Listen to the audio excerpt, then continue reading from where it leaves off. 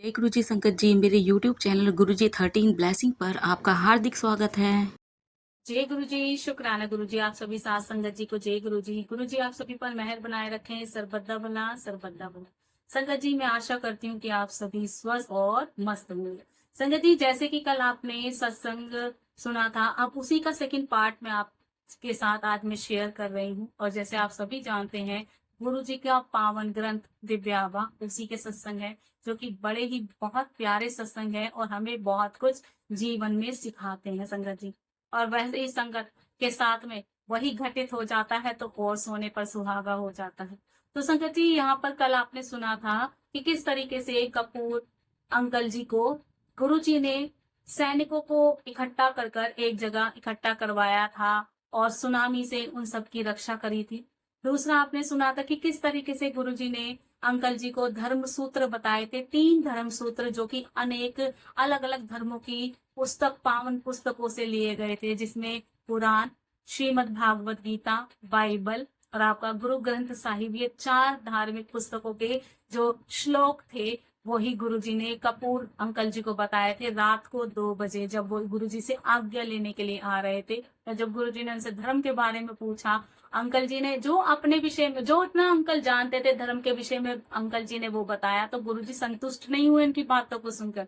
तो गुरुजी ने 4 अलग अलग धर्मों का जिक्र किया, पुराण, श्रीमद् भागवत गीता और बाइबल, साथ में उन्होंने श्री गुरु ग्रंथ साहिब का जिक्र कर कर कुछ श्लोक सुनाए अंकल जी को। तब पूछा समझे कुछ, तो अंकल जी ने बोला कि हमें समझ नहीं आया। तो गुरु जी ने उनको 3 महामंत्र बताए थे। वो कहते हैं मेरे लिए महामंत्र हैं। सबसे पहला, सभी धर्म चाहे वो कोई भी हो, कोई भी धार्मिक पुस्तक हो, कोई भी धर्म हो, सबसे पहला जो मेन है वो है सब धर्म एक है, सारे भगवान एक है, किसी में कभी भेद मत करो। दूसरा उन्होंने बताया कि मानव सेवा ही सबसे बड़ी सेवा होती है। तीसरा, रंग रूप भेदभाव इसको भूलकर, सब चीजों को भूलकर मानव सेवा करो और साथ में कुछ समय अपने लिए भी निकालो और अपनी ऊर्जा में लगाओ, अपनी आध्यात्मिक ऊर्जा को अच्छा बनाओ, समाधि में जाओ, समाधि ध्यान करो और अपने जीवन को श्रेष्ठ बनाओ। तो ये गुरु मंत्र बताए गए थे। आज उसी का सेकंड पार्ट में आपके साथ में शेयर कर रही हूँ। और सत्संग शुरू करने से पहले हम गुरु जी का मंत्र जाप कर लेते हैं। ओम नमः शिवाय, शिव जी सदा सहाय। ओम नमः शिवाय, गुरु जी सदा सहाय। ओम नमः शिवाय, शिव जी सदा सहाय। ओम नमः शिवाय, गुरु जी सदा सहाय। जय गुरु जी। शुक्राना गुरु जी। जनरल कपूर न्यू लाइफ को 2005 में एक दिन मैं डीएलएफ मॉल गुड़गांव में अपनी पत्नी के साथ प्रातः भ्रमण के लिए निकला था, तो एक मदहोश सांड ने मेरे वक्ष स्थल पर अपने सींग मार दिए। मैं कुछ घंटे बेहोश रहा। जब मेरी चेतना लौटी तो मैं रेफरल और रिसर्च चिकित्सालय के गहन सेवा केंद्र में लेटा हुआ था। मेरी पत्नी और कुछ संबंधी मेरी शैया के किनारे थे। मुझे लगा कि मेरा अंतिम समय आ गया है। शाम को मेरी पत्नी और बेटी गुरुजी के पास गए। पूरा संदर्भ सुनकर और कुछ समय चुप रहने के बाद उन्होंने मेरी पत्नी को प्रसाद दिया, जो मैंने अगले दिन चिकित्सालय में खाया। फिर मेरी पत्नी ने मुझे गुरुजी का चित्र देकर उसे तकिए के नीचे रखने को कहा। अर्ध चेतनावस्था में रहते हुए बीच बीच में जब भी मुझे होश आता तो मैं गुरुजी को याद करता था। उन्हीं की कृपा से मुझे शीघ्र ही घर जाकर 2 सप्ताह तक पूर्ण विश्राम करने की आज्ञा मिल गई। परंतु उसी दिन शाम को जब मैं गुरुजी के पास गया तो उन्होंने मुझे आशीर्वाद दिया और बोले, जनरल कपूर न्यू लाइफ गो। पर घर लौटते ही मैंने अपनी पत्नी को कहा कि गुरु कृपा से मुझे कुछ नहीं होगा। अब ये अंकल जी कहते हैं 2005 में क्या हुआ कि एक दिन ये डीएलएफ मॉल में सुबह सुबह अपनी पत्नी के साथ मॉर्निंग वॉक के लिए निकले। जैसे मॉर्निंग वॉक कर ही रहे थे तो एक पागल सांड था और उसने एकदम सीधा आकर अंकल जी को चेस्ट पर हिट कर दिया, छाती पर, मतलब छाती पर, वक्ष तल पर उनको सींग मार दिए, एकदम हिट कर दिया। तो अंकल जी बेहोश हो गए और वो कुछ घंटे के लिए बेहोश हो गए। कहते हैं जब मुझे होश आया तो मैंने अपने आप को हॉस्पिटल में एडमिट पाया।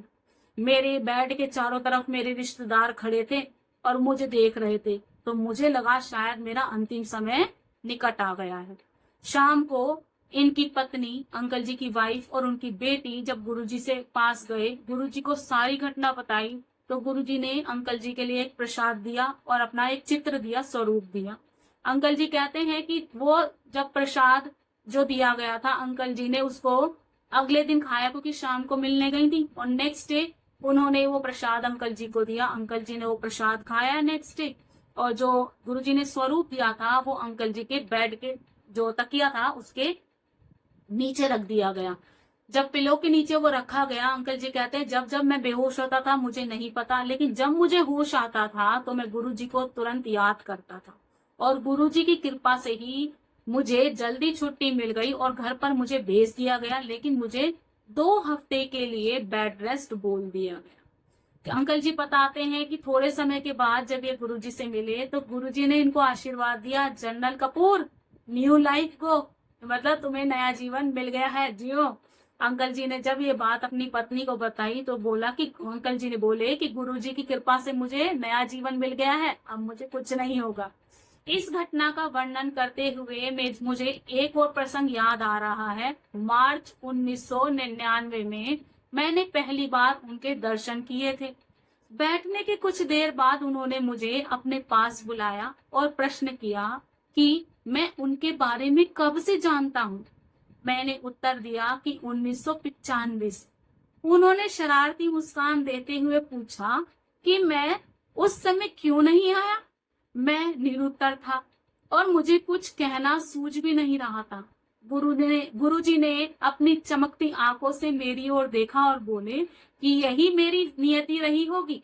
गुरुजी फिर बोले कि यदि मैं उस समय आया होता तो संभवतः मुझे अधिक लाभ अवश्य मिलता, किंतु जीवन की उस अवस्था में वह समय उचित नहीं था। यहाँ पर क्या हुआ, जब अंकल जी को गुरुजी ने बोला कि जनरल कपूर न्यू लाइफ को, कि नया जीवन मिल गया, जियो, तो अंकल कहते हैं कि मुझे ये घटना बताते हुए एक घटना और याद आ गई, वो उसी का जिक्र करते हैं। कहते हैं कि 1999 में जब ये गुरुजी के पास गए थे, पहली बार जब दर्शन किए थे, तो गुरुजी ने इनको अपने पास बुलाया, और जैसे गुरुजी कभी कभार बात किया करते थे संगत से, तो गुरुजी शरारतें भी किया करते थे, मजाक भी किया करते थे। तो अंकल जी से मजाक किया गुरुजी ने, शरारत भरी बात की। कहते हैं कि तुम मुझे कब से जानते हो। तो अंकल जी ने बोला, कपूर अंकल जी ने, कि मैं तो आपको 1995 से जानता हूँ। तो गुरुजी ने शरारत भरी अंदाज में उनसे बोला, तब क्यों नहीं आए मेरे पास। अब गुरुजी अंकल जी से जब पूछते हैं तो अंकल जी के पास जवाब नहीं होता, क्योंकि बहुत समय पहले गुरुजी के विषय में जानते थे, लेकिन मिले काफी समय के बाद थे। तो अंकल जी चुप रहते हैं क्योंकि उनके पास जवाब नहीं है। लेकिन गुरुजी खुद ही बोल पड़ते हैं, उस समय अगर मिले होते तो शायद उनका अच्छा हो जाता पहले से ही, लेकिन क्या था, हर चीज का समय निर्धारित होता है। तो यहाँ पर वो कहते हैं कि चमकती आंखों से मेरी तरफ देखा जब उन्होंने, तो उन्होंने पहले ही बोल दिया कि हर समय का एक निश्चित समय होता है, और समय जब निश्चित होता है तभी हम उनके दर्शन पा सकते हैं, अन्यथा नहीं। अंकल जी आगे बताते हैं, मुझे पाठ मिला कि गुरु कृपा उचित समय आने पर ही मिल सकती है, जो हमारे पूर्व और वर्तमान जन्मों के कर्मों पर निर्भर करता है। उनके पास आकर देव तत्व के द्वार खुल जाते हैं। कहते हैं मुझे सबसे बड़ा लेसन मिला अपनी लाइफ का, कि हमारे ऊपर गुरु की कृपा तभी होती है जब हमारा सही समय आता है। वो हमारे पूर्व जन्म के कर्म और हमारे इस जन्म के, वर्तमान जन्म के कर्मों पर आधारित होता है, कि कब आपको गुरु के द्वार जाने को मिलेगा और कब वो देव तत्व के द्वार आपके लिए खुल जाएंगे, देवता के द्वार आपके लिए खुल जाएंगे। एक दिन दिसंबर 2005 में संगत के पश्चात मैं गंभीर रूप से बीमार हो गया और श्वसनक ज्वर होने की अवस्था में मुझे आर चिकित्सालय में ले जाया गया। मेरे सिर और पूरे शरीर में अति तीव्र वेदना हो रही थी। ज्वर 104 डिग्री पहुंच गया था और किसी भी प्रकार की औषधियों से उतरने का नाम नहीं ले रहा था। यद्यपि चिकित्सालय के उप कमांडेंट मेरे मित्र थे और मेरा वहां के गहन सेवा केंद्र में बहुत ध्यान रखा जा रहा था। यह ज्वर अजय शत्रु सिद्ध हो रहा था। अंकल जी कहते हैं कि एक बार क्या हुआ, दिसंबर 2005 में संगत में गए थे। संगत जैसे करके आए, वहां से सत्संग से लौटे तो ये गंभीर रूप से ऐसे बीमार हुए कि जो उनको ज्वर हो गया, बुखार हो गया, और वो इतना घातक सिद्ध हुआ उनके लिए कि पूरे शरीर में, सर से लेकर पूरे पैर में, मतलब सर से लेकर पैर तक इनके पूरे शरीर में दर्द रहता था। और ज्वर जो था वो बुखार 104 डिग्री पर पहुंच गया था, और इतना भीषण हो गया था कि औषधियों से भी वो उतर नहीं रहा था। वह ऐसा बुखार हो गया था जिस पर विजय प्राप्त नहीं की जा सकती थी। कहते हैं हम बहुत परेशान थे, और इनको जो एडमिट कराया गया वो आरआरएल में कराया गया था, और वहां पर इनके एक मित्र थे जिनकी देखरेख में इनकी चिकित्सा हो रही थी, या इनको कह सकते हैं इनका ट्रीटमेंट उन अंकल की देखरेख में ही हो रहा था जो उनके जानकार थे।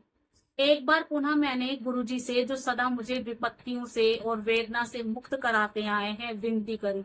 मुझे याद है कि चिकित्सालय में जब मैं इस ज्वर से लाभान्वित हो रहा था, रक्षा विभाग के कुछ अधिकारियों और कुछ अनुयायियों ने गुरुजी के कहने पर उनको गुड़गांव में सम्मानित करने के लिए दिसंबर 2005 के एक रविवार को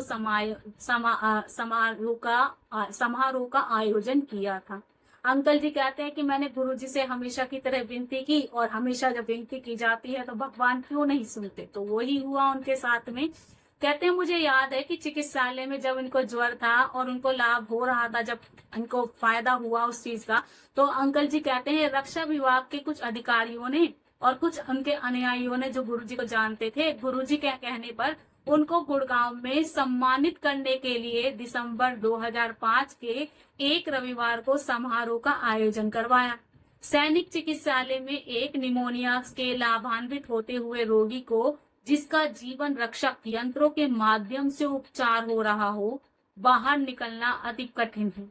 क्योंकि मैं गुरुजी के दर्शन करने को उत्सुक था, मैंने चिकित्सकों से जिद्दी बच्चे की भांति समारोह में कुछ समय घंटों के लिए बाहर जाने के लिए विनती करी, और समारोह के उपरांत आने का वचन भी दे दिया। वो कहते हैं कि जैसे मुझे एडमिट किया गया था और मुझे निमोनिया हो गया था, लेकिन क्या होता है कि निमोनिया में बहुत ज्यादा ही उपचार की आवश्यकता पड़ती है, और उनका ट्रीटमेंट जैसा चल रहा था। अंकल जी कहते हैं कि मैंने उस समारोह में जाने के लिए, जैसे छोटे बच्चे जिद करते हैं, मैंने डॉक्टरों से वैसे ही विनती करी, जिद करी, और उनसे ये प्रॉमिस ले लिया कि समारोह में मैं कुछ घंटे के लिए जाऊंगा और वापिस आकर एडमिट हो जाऊंगा। तो डॉक्टरों ने भी इनकी बात मान ली थी। मेरे आश्चर्य का ठिकाना नहीं रहा जब मुझे संपूर्ण संगत की ओर से गुरुजी को पुष्पमाला पहनाने को कहा गया। उसके बाद मैं उनके प्रेम में डूब गया। जब गुरुजी ने मुझे अपने गिलास से पानी के लिए नारियल का जल दिया, मैं अपने को संभाल नहीं पाया और मेरी आंखों से अश्रुधारा बह निकली।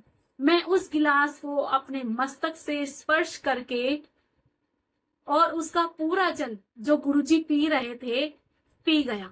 मैंने अपनी प्यासी आत्मा की अंततः प्यास बुझा दी। इससे पहले मैंने कभी भी उस जल से स्वादिष्ट कुछ नहीं दिखा था, चखा था। मेरे लिए वह उनके अपार स्नेह का अमृत था। सम्मान स्वरूप मैं उनको केवल अपने भावविहीन मनोभावों का हार भेंट कर सकता था। कहने की आवश्यकता नहीं है कि मैं आशा से कहीं अधिक शीघ्रता से स्वस्थ हुआ और अपने सब कार्य सामान्य रूप से करने लगा। इन सब चमत्कारों ने सिद्ध कर दिया है कि गुरुजी एकमात्र परम सत्य हैं। वह अपने अनुयायियों से केवल संपूर्ण समर्पण की आशा करते हैं। संपूर्ण समर्पण का अर्थ है संपूर्ण निवारण, और असंपूर्ण समर्पण का अर्थ है असंपूर्ण निवारण। यहाँ अंकल जी कहते हैं कि जब वो समारोह में उन्होंने बच्चों की भांति जाने की जिद कर ली और निमोनिया हो गया था। निमोनिया जब होता है ना संगत जी, तो उसमें ठंडी चीजें नहीं लेते हैं। लेकिन क्या हुआ, कहते जब समारोह में पहुंचे तो देखते हैं कि गुरुजी को पूरी संगत के सामने गुरुजी को माला पहनाने का जो कार्य था, तो काम था, वो अंकल जी के हाथों कराया गया। वो कहते हैं मैंने गुरुजी को माला पहनाई और मैं भाव विह्वल हो गया, उनकी तरफ देखने लगा प्रेम से। अब गुरुजी एक गिलास में ना नारियल पानी पी रहे थे, और जो बचा हुआ था तो गुरुजी जैसे कि अपने भक्त को दे दिया करते थे। तो गुरुजी ने अंकल जी को स्वस्थ करने का वो एक तरीके से कह सकते हैं, उन्होंने स्वस्थ करने के लिए उनकी औषधि थी अंकल जी की। तो अपना झूठा नारियल का पानी जो था गिलास में जो पी रहे थे गुरुजी, बचा हुआ अंकल जी को दिया। तो अंकल जी की आंखों से आंसू बहने लगे। वो कहते हैं मैंने सर्वप्रथम उस गिलास को अपने माथे से लगाया और मैंने उसका पूरा जल पी लिया जो गुरुजी ने पिया था, बचा हुआ दिया था। कहते हैं कि जैसी मेरी प्यासी आत्मा जो कि अतृप्त थी उस जल को पीकर तृप्त हो गई, और धीरे धीरे जैसे आप सभी जानते हैं मैं बिल्कुल स्वस्थ होता चला गया। और यह चमत्कार सिद्ध करता है कि गुरुजी में क्या है, परम सिद्ध है, परम सत्य है। और उनके अनुयायी, वो अपने अनुयायियों से कुछ नहीं चाहते, वो सिर्फ यही चाहते हैं कि जो भी अनुयायी उनको मानता है, उनको फॉलो करता है, तो पूर्ण समर्पण कर दे। पूर्ण समर्पण का मतलब बताया अंकल जी ने, पूरा निवारण, आपके जीवन का पूरा निवारण कर देंगे। और आप असंपूर्ण कह सकते हैं, असंपूर्ण समर्पण, आधा अधूरा समर्पण जो है वो आधे अधूरे कार्य ही करवाएगा। पूरा समर्पण कर दोगे तो वो पूरा ही निवारण कर देंगे आपकी समस्या का। गुरुजी ने मेरी पुत्रियों पूजा और आरती को भी आशीर्वाद दिया है। उन्होंने मेरी बड़ी बेटी पूजा के लिए एक सुयोग्य वर भी बताया था, जिससे विवाह कर वह सुखपूर्वक जीवन व्यतीत कर रही है। उन्होंने मेरी पत्नी को अमेरिका घूमकर आने को कहा, यद्यपि वह उस समय मात्र एक स्वप्न ही था। हमने कहा कि आरती तो घाना में है, किंतु उन्होंने जोर डाला कि हम अमेरिका यात्रा पर जाएं। कुछ ही दिनों में आरती ने फोन कर बताया कि वह गर्भावस्था में है और वह शीघ्र ही न्यूयॉर्क जा रहे हैं, जहां उसके पति को नया काम मिल गया है। बिना किसी हिचकिचाहट के मैंने उनको वहां जाने को कहा और यह भी बताया कि उसकी माँ समय पर वहां आ जाएगी। गुरुजी के आशीर्वाद से हम 3 बार अमेरिका गए और वहां पर अत्यंत मनोरम समय व्यतीत किया। यहाँ पर अंकल जी कहते हैं कि गुरुजी की कृपा उनके साथ साथ उनकी दोनों बेटियों पूजा और आरती जी को भी प्राप्त हुई है। कहते हैं जो उनकी बड़ी बेटी है पूजा, उनका तो गुरुजी की कृपा से ही विवाह हुआ था और बड़े सुखमय जीवन को वे व्यतीत कर रही हैं। उनकी पत्नी को गुरुजी ने कहा था कि अमेरिका घूम कर आओ, तो अंकल जी कहते हैं वो तो हमारे लिए स्वप्न के जैसा था, कभी हमने सोचा भी नहीं था कि हम अमेरिका जाएंगे, लेकिन गुरुजी ने ऐसा कहा। तो बाद में कहते हैं जो उनकी छोटी बेटी थी आरती, उनका जो विवाह था वो घाना में हुआ था। बाद में उनको पता चला जब उनसे बातचीत हुई कि वो गर्भवती हैं, और बाद में उनके जो पति हैं उनको नया काम मिला है, वो न्यूयॉर्क जा रही हैं। अंकल जी कहते हैं कि जब वो न्यूयॉर्क गए और कुछ समय बाद ये अपनी पत्नी के साथ पूरे परिवार के साथ अमेरिका गए। वो कहते हैं अमेरिका हम 1 बार नहीं 3 बार गए, और सब क्या था, गुरु जी की कृपा ही मात्र थी, गुरु जी का आशीर्वाद था, क्योंकि कहा था ना अमेरिका घूम कर आओ। तो गुरु जी की कृपा से हम 1 नहीं 2 नहीं 3 बार अमेरिका घूमने गए और वहां पर हमने बहुत अच्छा समय व्यतीत किया। जी गुरु जी। अपनी पहली अमेरिका यात्रा पर अकस्मात मेरी पत्नी को मधुमेह के कारण चिकित्सालय में प्रविष्ट करना पड़ा था। मैं अपनी पत्नी को शीघ्र स्वस्थ करने के लिए गुरुजी से विनती करने गया। मेरी पत्नी बात सुनकर उन्होंने मुस्कुराकर और मुझे चिंता मुक्त रहने को कहा और यह भी बताया कि वे शीघ्र ही घर आ जाएगी। उनकी दया से 2 दिन के पश्चात ही वह घर आ गई। अंकल जी कहते हैं जब अमेरिका यात्रा पर हम गए तो अचानक ही इनकी पत्नी की जो डायबिटीज थी वो बढ़ गई और वो हॉस्पिटल में एडमिट हो गई। अब ये क्या था, ये अंकल जी परेशान अपनी पत्नी के स्वास्थ्य को लेकर। अब ये गुरुजी से प्रार्थना करने लगे, जैसे कि हमारे ऊपर विपदा आती है तो सबसे पहले हम उसी को याद करते हैं, मुसीबत में हम उसी को याद करते हैं जो हमारे सबसे पहले सहायता के लिए आगे आकर खड़ा होता है, चाहे वो आपका मित्र हो, चाहे वो आपका सगा संबंधी हो, चाहे वो भगवान हो। तो यहाँ पर गुरुजी पे सब समर्पण कर रखा था।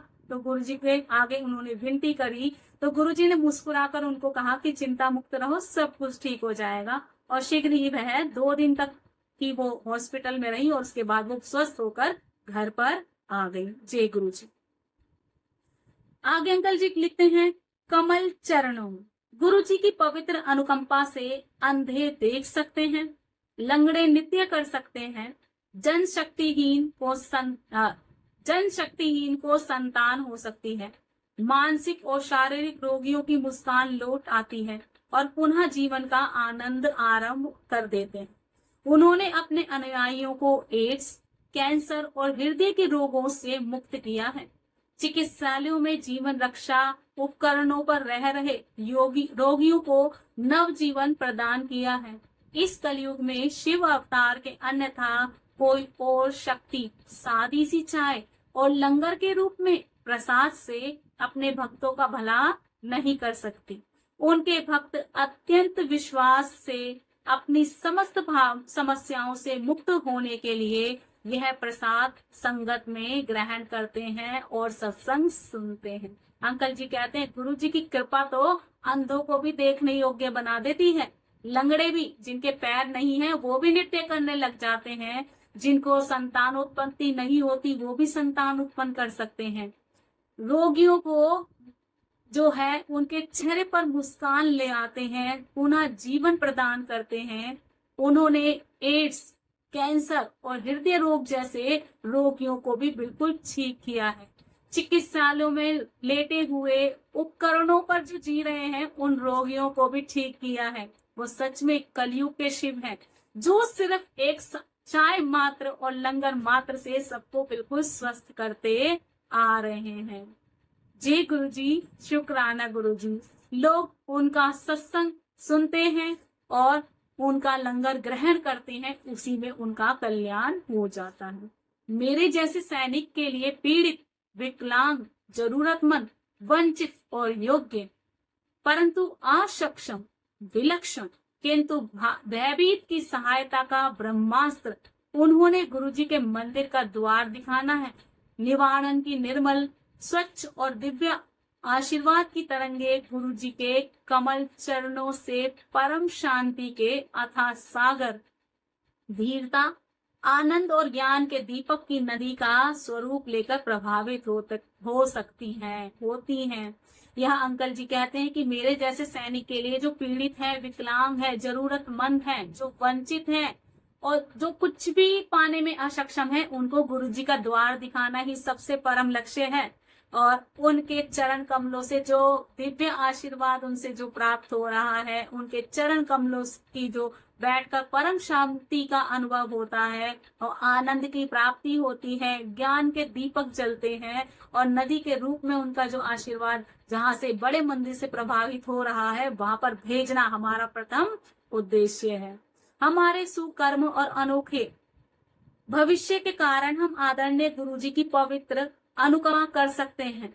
या तो आप अपने आप को प्रेम के आनंद में सागर में डुबो सकते हैं, अथवा अपने पिछले इस जन्म के कर्मों के आधार पर गुरु कृपा से मोक्ष प्राप्ति कर सकते हैं।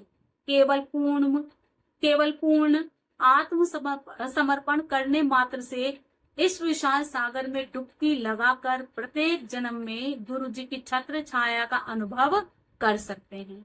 आज मेरा पूरा संसार गुरु जी के इर्द गिर्द ही घूमता है, जो न केवल परमात्मा है अपितु मोक्ष प्राप्ति के मार्ग में समस्त बाधाओं को दूर करने वाले अभिभावक भी हैं।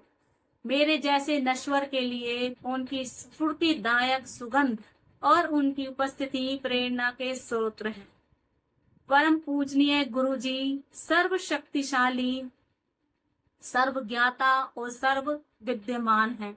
उन्हें अपने सब भक्तों के भूत, वर्तमान और भविष्य का ज्ञान है। वह परमात्मा की भांति अपने समस्त अनुयायियों की धार्मिक उन्नति और दिव्य आनंद की प्राप्ति में सहायता करते हैं। उनके चमत्कार उन्हीं के लिए होते हैं जो उनमें विश्वास रखते हैं। यह अंकल जी कहते हैं गुरु जी के चमत्कार उन्हीं के लिए हैं जो उनमें विश्वास करते हैं। जो गुरु जी में विश्वास नहीं करते उनके लिए कुछ नहीं है। उनके पास पूर्ण समर्पण ही सब कुछ है।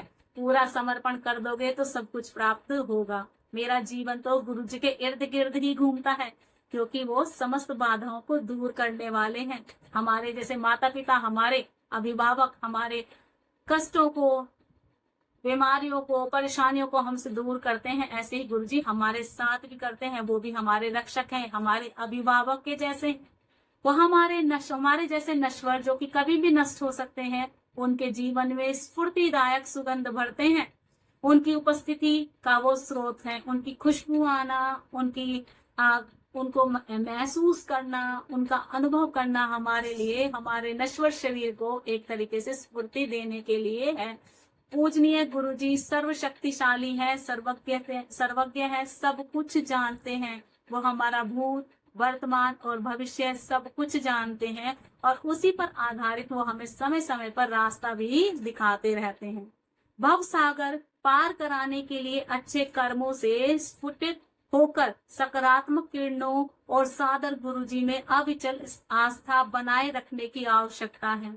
सबसे अधिक महत्वपूर्ण है मैं जैसे सैनिक और योद्धा बनने का अविरल प्रयास, जो निर्माण के अनजान क्षेत्रों से होकर जाते हुए कठिन मार्ग पर आ रही बाधाओं का सामना करने का साहस थे।